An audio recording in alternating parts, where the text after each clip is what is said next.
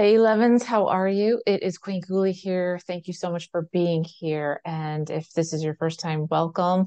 And if you've been with me for a while, thank you so much for coming back. I really appreciate it. I wanted to do a video for you today on the strength of an 11, which is probably nothing new to you, but I wanted to frame it a little bit differently. Um, every loss that you have is something that will make you stronger, right?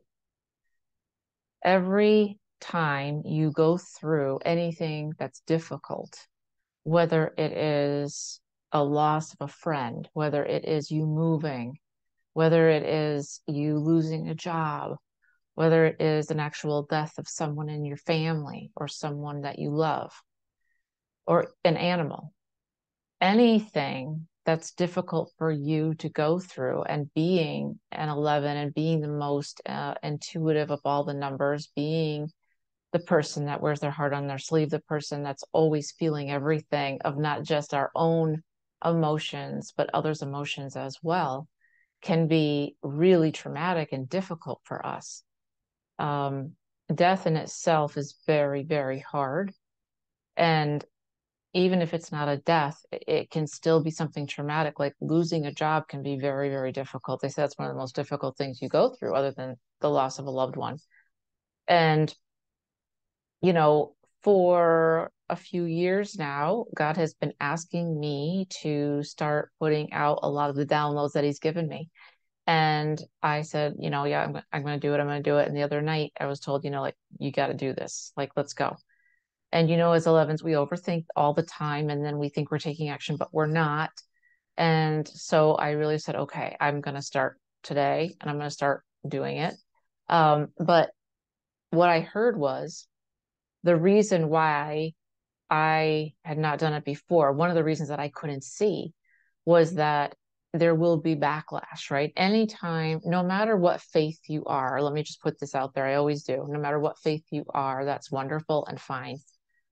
I am a Christian, so God is who I roll with. But if that's not for you, that's fine. You do you. There's no judgment. But what He told me was you needed to be strong enough so that you could take the rejection or whatever comes with it.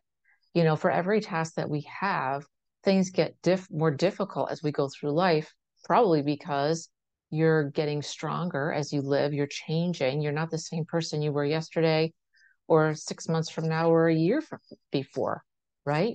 So hopefully you've learned and grown. So the things that might have hurt you or upset you in the past, don't do that today. You've probably found a way around it, and you're better at handling your emotions, that sort of thing, right? Which is a good thing.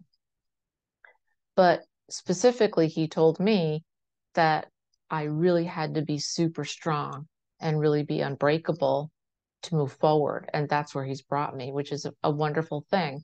Of course, going through the stuff I've been through, especially in the last year and a half, I didn't see it that way, but now I do, right? 2020, hindsight's always 2020. So if you're going through some hard times, I wanted to encourage you, right? I wanted to send you some encouragement because one, not everybody has it figured out. We never do. And two, keep going, because this is for you. If you're getting challenged in certain areas, this is for you to be a better, stronger human. Now, the other part of this is that, when we go through difficult things, we often feel like we're on our own, right? Nobody's around. I'm doing this by myself. That's actually not true, right?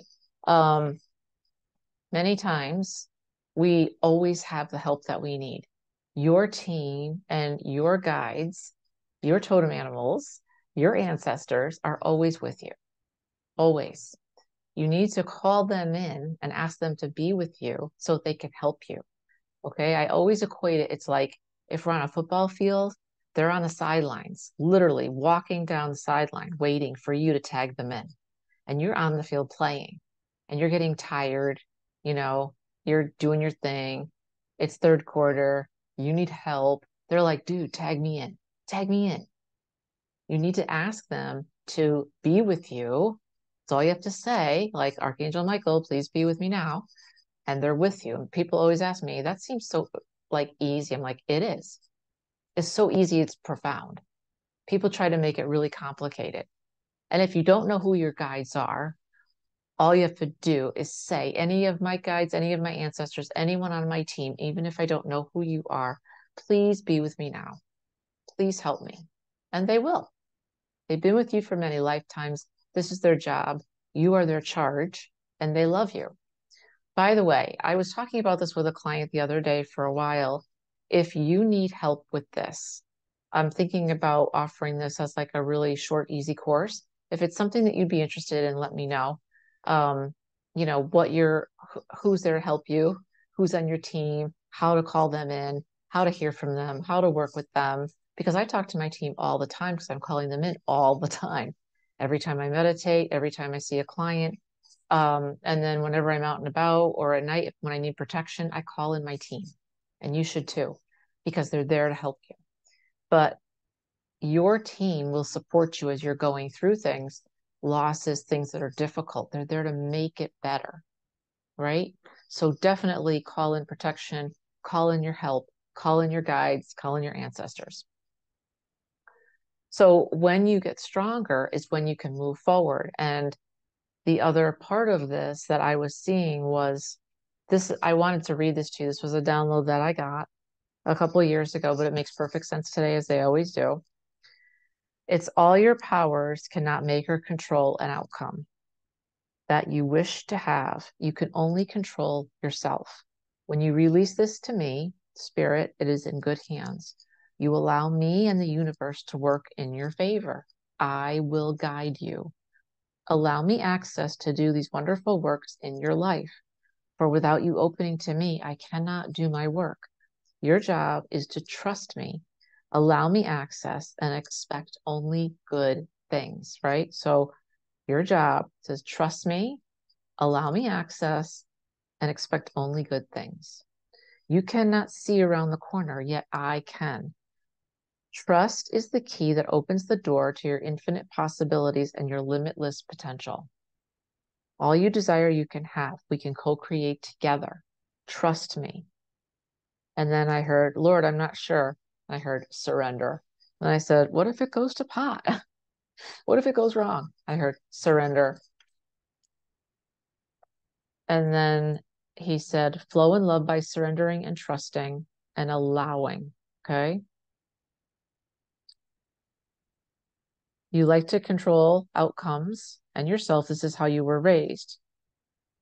And God is asking you to do something different, to let go and surrender.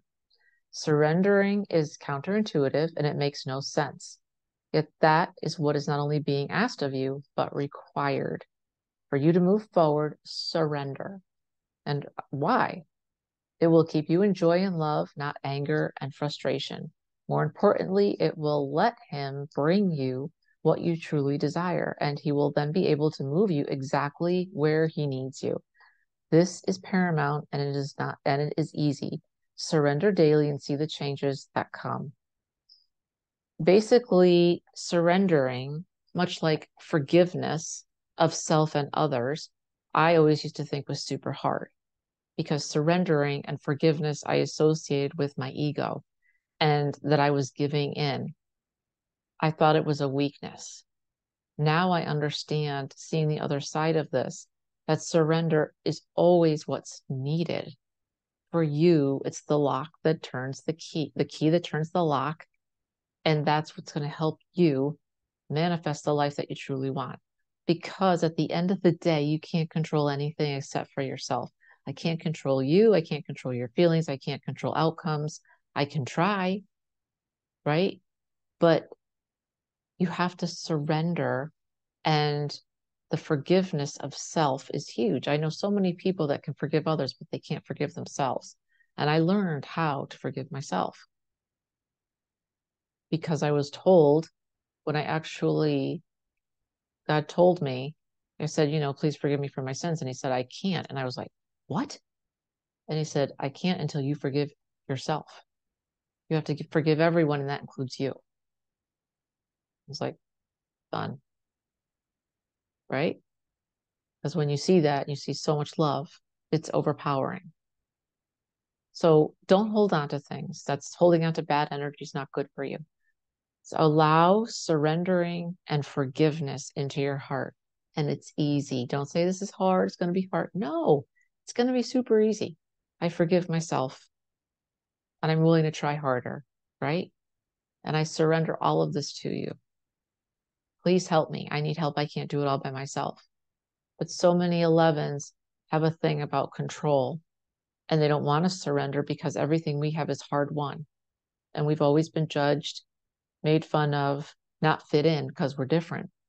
So we wear our hearts on our sleeves, but we also put up really big walls and a lot of times have big attitudes because we want to keep people out because we've been hurt and we don't want to get hurt again.